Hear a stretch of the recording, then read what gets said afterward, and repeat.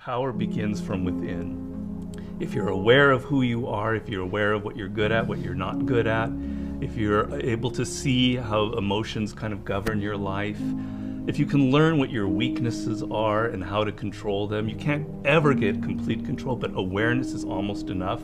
Slowly through this process of knowing who you are and understanding other people and how they operate so you don't make stupid mistakes in life, you can increase that little tiny margin more and more and more, and you will be a person of power. Law number 1 in the 48 Laws of Power is called never outshine the master. And almost every single person in the world has violated that law, myself included. Basically how it works, you're so eager to impress your boss or whomever in your new job that you try so hard that you make him or her feel insecure. Like maybe you're younger and better than they are. And because of that, you're fired, or something bad happens to you, and you never know why. Do you think meditation is allowing you to make more interesting connections because of the quiet? Yes, I mean, I'm not going to go too deeply into this. It's a theory of creativity that's not my own, but that I use a lot in Mastery. And basically the idea is that ideas are generated in the unconscious. They're not generated consciously. Your conscious mind is very limited what you can hold in your memory. Right. But unconsciously, in your subconscious, when you're asleep, when you're dreaming, the mind is filled with thousands upon thousands of ideas and things that are there, that are lingering there. And connections are being made all of the time. And occasionally those connections float up to your conscious mind, and you have a brilliant idea about how to do something. 1 out of 10 people are like great manipulators. And there just takes one person and they can ruin your life. We were born with this natural talent. Every single person is born with this talent for getting inside the minds of other people. It's something that you're not even aware of. How do they need to conceive of that? To what end are they using that skill to make their own dreams come true? First thing is, you're not aware of this power that you have. You're walking around in life, I'm not critical because I'm the same, sort of sleepwalking. You're inside hearing your own thoughts day in, day out, like a continually, circling loop in your head. And you're not aware of the fact that if you stop that and you look at other people, a world opens up to you. So what's the first component of that world? Nonverbal communication. 95% of what really matters in communication between people is not through words. Words are used to deceive you, to disguise what people are really thinking. What are just a step or two that they can take down that path starting today? The first thing to understand is the most important, and that it is a skill. If you want to play the piano, you can't just sit down and suddenly play. You've got to practice it. You've got to practice it every day. And if you practice an hour a day, you're going to get better at it. Why are children able to learn and an adult can't? The reason is children don't think that they're superior. They don't think that they already understand the world. They're this small. They're weak. They're defenseless. They have to learn or they're going to die. They have to learn how to speak the language. They have to learn what's going on with their parents, or they're literally going to die. Do you have tricks that you use for ensuring that genius does not become a young man's game, that your books truly get better and better over time? Basically, every time I begin a book, I'm deathly afraid of failing.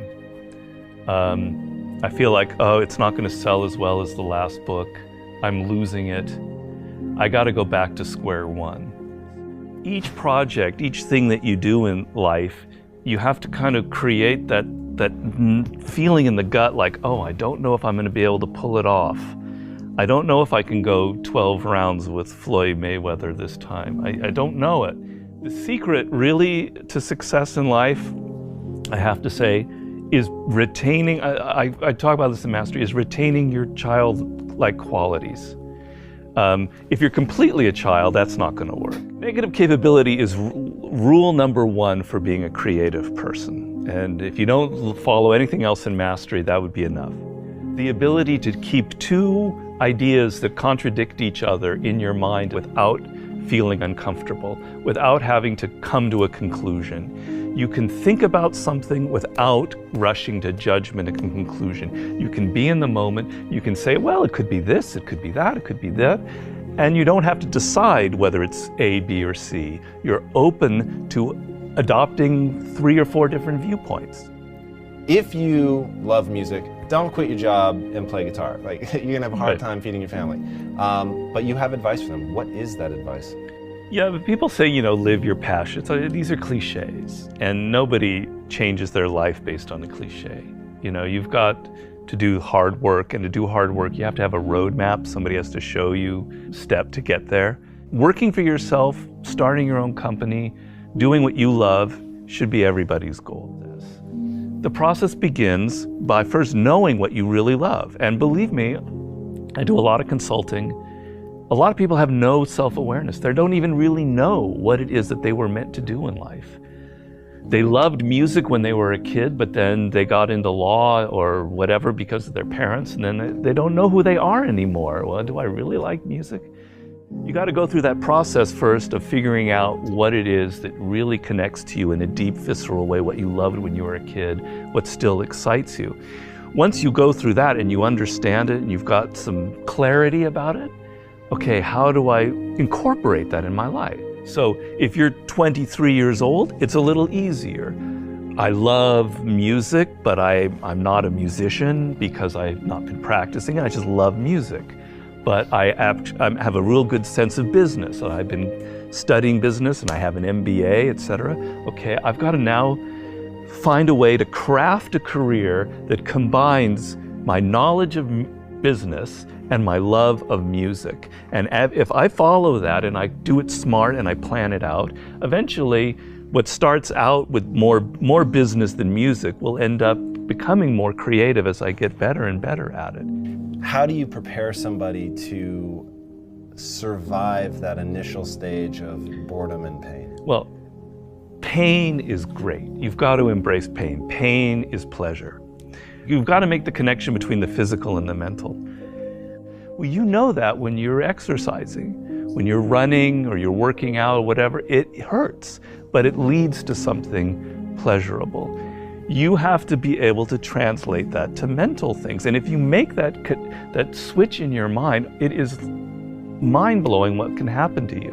Who are the most messed up people in the world? Spoiled kids. Kids who are given everything, who have a rich father or mother and they don't have to work or try. They are the most messed up people you'll ever meet. Each person, I make this point in Mastery, is born unique. And it's kind of one of those cliches. Yeah. But there's science to it. The science is your DNA will never be repeated. The way your brain is wired will never be repeated. Your experiences in life, you're one of a kind.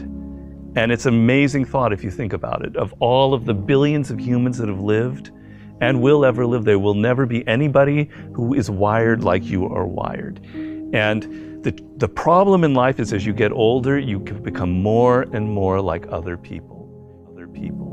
You spend a lot of your time thinking about what other people like, and you're not aware of what you like.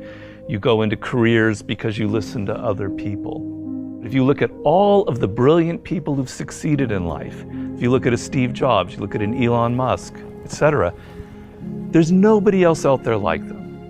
You're never going to be able to pinpoint one other person like them. They are completely unique, and those are the people that end up having power in the world.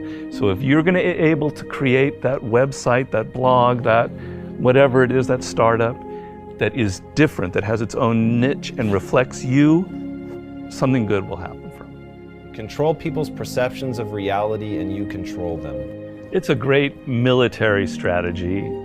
Comes from the great Colonel Boyd, who invented what's known as the OODA loop.